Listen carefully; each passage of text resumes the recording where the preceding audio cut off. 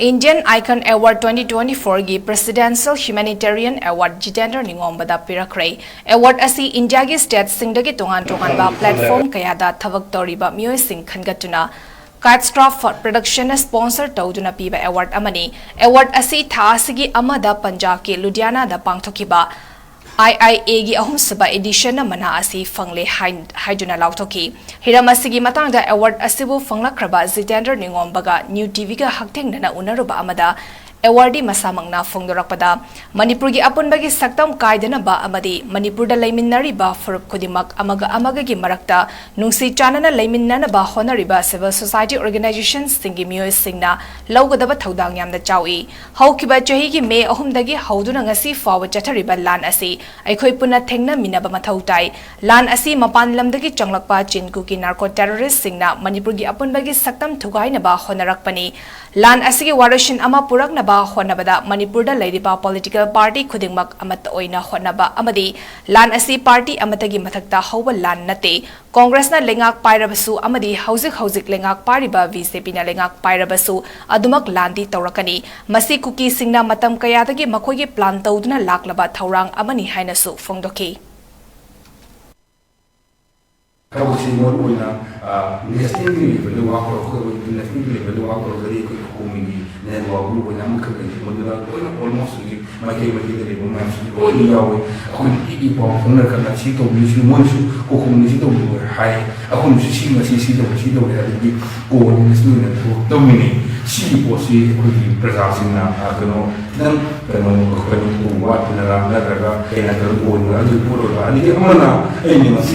Leibaksi, siang tu bisa kemudian ini haji nanti. Ekoi siang sosin sila tahu betul siang. Ekoi ha mengi semua bani tahu kayu berlari. Ekoi posisi nunggu betul mana semua ni berlaku saya. Ekoi kita kasi kenal. Ekoi bulus ekoi bulus haida. Ekoi pan tapi kenal. Kandang tahu betul. Ekoi awak dengan kerana. Posisi ekoi mai pakai tunggu.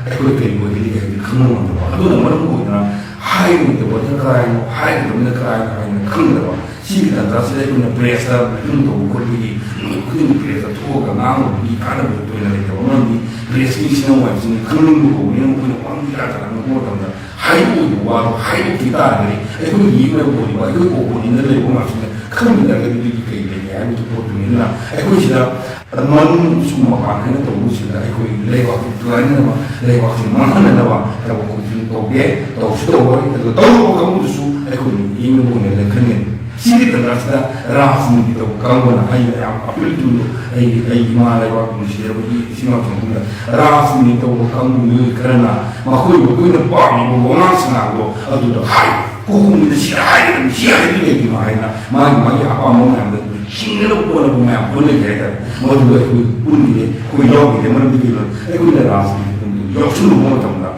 ekoi kita rasim ini amat mau untuk kunjung punya ekoi ini kerjanya mungkin boleh nak punya atau jauh itu boleh dalam rasim itu kamu siapa ekoi makan pun macam kita atau mau yang suruh tu di kerana musi reaksi dia yang low